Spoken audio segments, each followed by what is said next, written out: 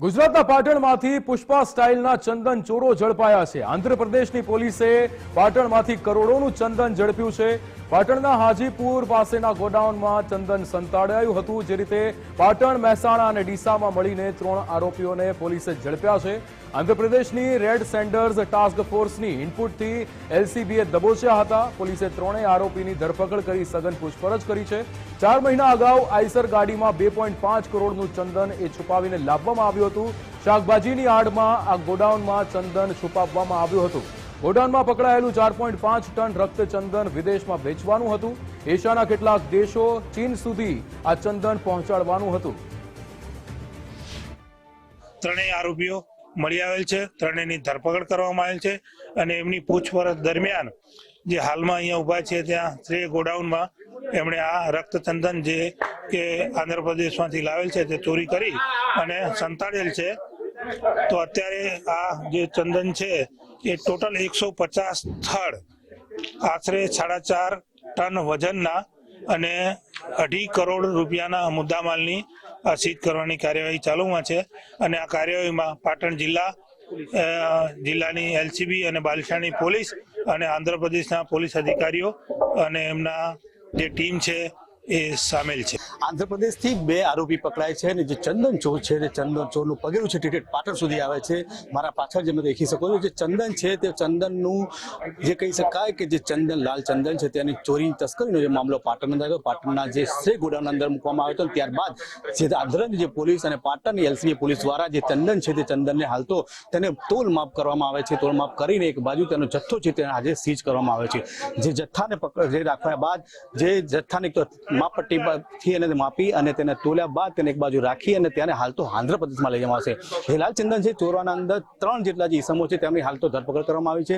3 જેટલા જે આરોપી છે તેમાંથી એક ડીસા, પાટણ અને મહેસાણાનો થઈને 3 જેટલા આરોપી છે તે અહીંયાથી જે કહી શકાય કે ચીન સુધી તેનો માલની તસ્કરી કરતા હતા। પરંતુ હાલ તો જે 3 જેટલા જે આરોપી છે તેમની જે આંધ્ર પોલીસ છે તેની પૂછપરછ કરશે અને ત્યારબાદ જ માલુમ પડશે કે તે આ કેટલા સમયથી જે લાલ ચંદન છે તેની ચોરી કરતા હતા અને કઈ જગ્યાએ તે મોકલતા હતા તે તો હવે જે આંધ્ર પોલીસને પૂછપરછ બાદ જ માલુમ પડશે। અખ્તર મંસૂરી, ગુજરાત ફર્સ્ટ, પાટણ। વધુ વિગતો મેળવીશું। આપણી સાથે ન્યૂઝરૂમથી સચિન કડિયા લાઈવ જોડાઈ ગયા છે। સચિન, જે રીતે પાટણમાંથી પુષ્પા સ્ટાઇલના ચંદન ચોરો ઝડપાયા છે, શું વિગતો?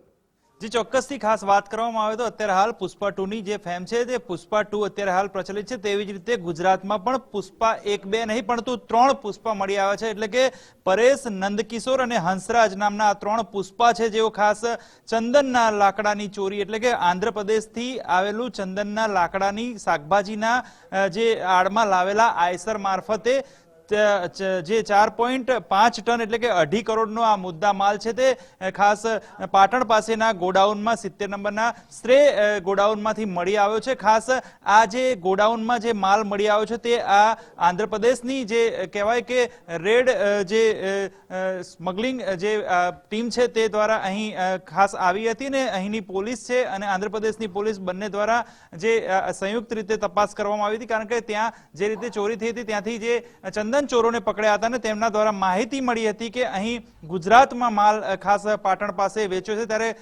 પાટણના શ્રેય ગોડાઉનમાં 70 નંબરના ગોડાઉનમાં જ્યારે તપાસ કરવામાં આવે છે ત્યારે લગભગ 4.5 ટન જેટલો મુદ્દા માલ મળી આવે છે। 2.5 કરોડની કિંમતનો આ માલ છે। ખાસ ચંદનનું જે લાકડું હોય છે તે આ લાકડું ચીન અને આસપાસના એશિયાઈ દેશોમાં આની ખૂબ માંગ છે।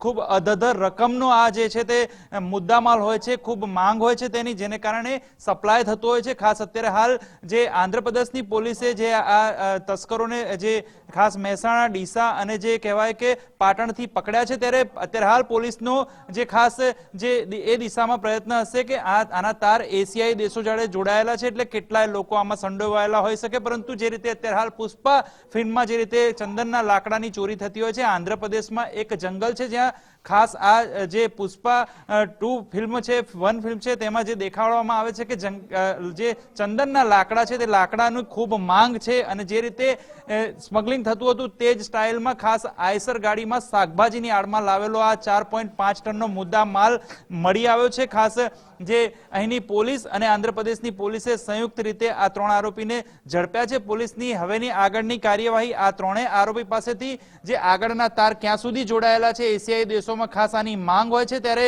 એક તરફ પુષ્પા જે ફિલ્મ ચાલી રહી છે ને અહીં ગુજરાતમાં પણ 3 પુષ્પા મળી આવ્યા છે. જી બિલકુલ સચિન, સમગ્ર માહિતી સાથે જોડાવા બદલ આપનો આભાર.